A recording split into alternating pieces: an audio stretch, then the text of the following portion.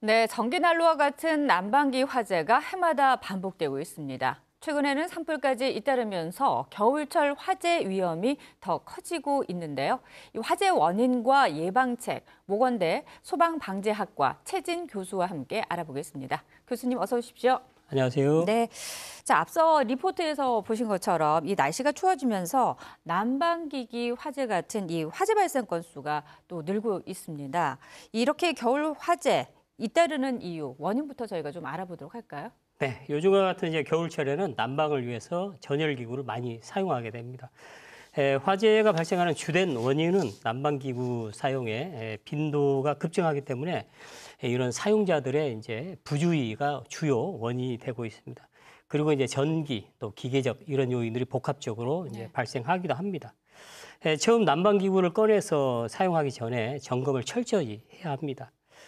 전선이나 또 플러그, 먼지 등 제품 자체의 손상 여부를 확인을 하고 사용 환경의 안전성을 확인해야 합니다.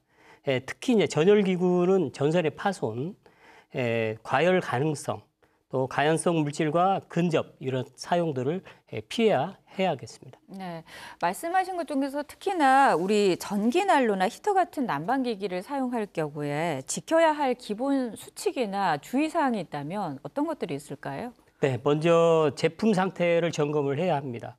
사용 전에 전선이 파손되거나 벗겨진 곳이 없는지 확인을 하고요.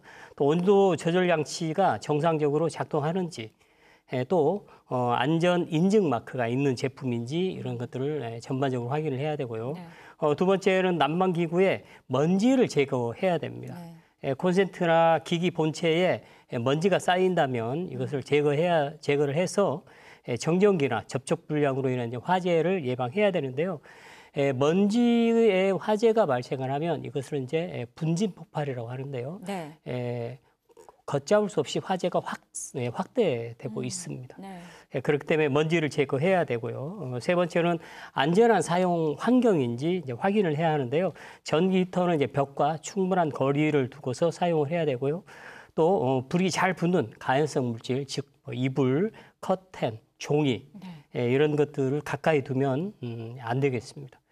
네 번째는 이제 저온 화상을 또 예방을 해야 합니다. 전기장판을 장시간 사용을 하게 되면 저온 화상이 있습니다. 위험이 있습니다. 그래서 적정 온도, 즉 35도에서 한 37도 정도 유지를 하고 이불은 얇은 이불을 덮어야 되는데요. 만약에 두꺼운 이불을 덮다 보면 이 무게에 의해서 전선이 눌려서 화재의 원인이 되기도 하겠습니다.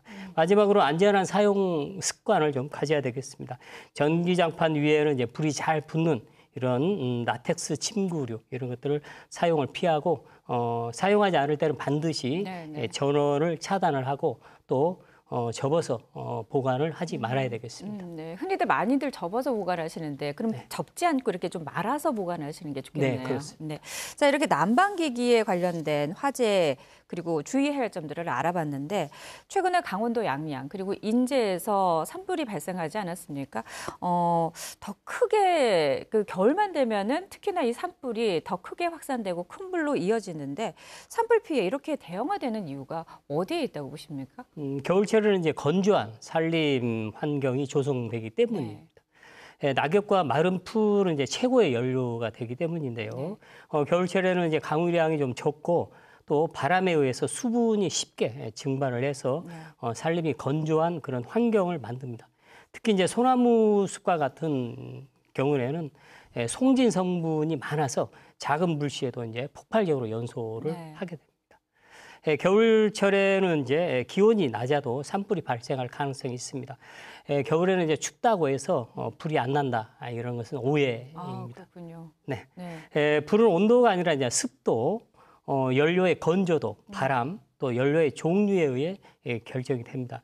또한 동해안 산림과 같은 경우에는 경사가 이제 급한 산지가 많아서 불길이 빠르게 이제 타오르기 때문에 화재가 순식간에 대형 화재로 이제 전개될 수가 있습니다. 강풍에 의해서 이제 불씨가 이렇게 날아다니는데요. 이쪽 봉우리에서 저쪽 봉우리로 이제 불이 날아가는데 이것을 이제 비화 현상이라고 합니다. 그래서 이제 비화 현상은 산불이 발생하면 주변의 온도가 이제 올라가서 부력이 생기게 됩니다. 그래서 이때의 숯덩어리나 나뭇가지가 부력에 의해서 상승을 하게 되고요. 바람에 의해서 발화 지점 건너편산으로 화재가 이제 확산됩니다. 일명 이것을 이제 도깨비 불이라고도 하고 있습니다. 네. 자, 이 말씀하신 것처럼 뭐 난방기기뿐만 아니라 최근에는 우리 지역에서는 천안 물류센터 대형 화재도 발생했고 이렇게 강원도 지역의 산불까지 계속해서 어떻게 보면은 이 불과 관련되니까 화재와 관련된 주의가 더욱더 필요한 시점이 아닐까라는 생각이 드는데 화재 예방을 위해서 그렇다면 우리가 일상에서 내 스스로 지킬 수 있는 방법들이 뭐가 있는지 알려주시면 좋겠습니다. 네, 대부분의 화재의 원인은 이제 사람의 부주의에 의해서 발생을 하고 있습니다. 그래서 작은 불씨도 좀 신중하게 관리할 필요가 있습니다. 뭐 등산할 때 담배꽁초를 버린다든지 또 난방기구 관리 이런 것들을 좀 잘 철저히 해야 되고요. 또 이제 특히 전원주택 이런 곳에서는 화목보일러를 사용하는데 화목보일러 쓰고 남아서 이제 재처리를 신중하게 좀 해야 됩니다. 재로 인해서 이제 동해안 산불이 발생한 그런 경우도 있었습니다. 그리고 이제 추수가 끝나면 시골에서는 이제 농부산물, 뭐 고추대라든지 깻대 이런 것들을 소각을 하는데 이런 행위를 또 좀 주의를 해야 되고요. 그리고 집안 청소를 끝나면 이런 이제 농촌에서는 주로 이제 소각을 많이 하게 됩니다. 그래서 이런 부주의한 소각의 원인이 대형 화재로 이제 발생하기도 하거든요. 그래서 이런 소각 행위를 좀 금지를 해야 합니다. 그리고 이제 자그마한 이런 불씨들을 철저히 관리할 필요가 있습니다. 그래야만 사소한 부주의로 인해서 소중한 생명을 보존할 수가 있습니다. 네, 알겠습니다. 오늘 말씀은 여기까지 듣도록 하겠습니다. 고맙습니다. 감사합니다.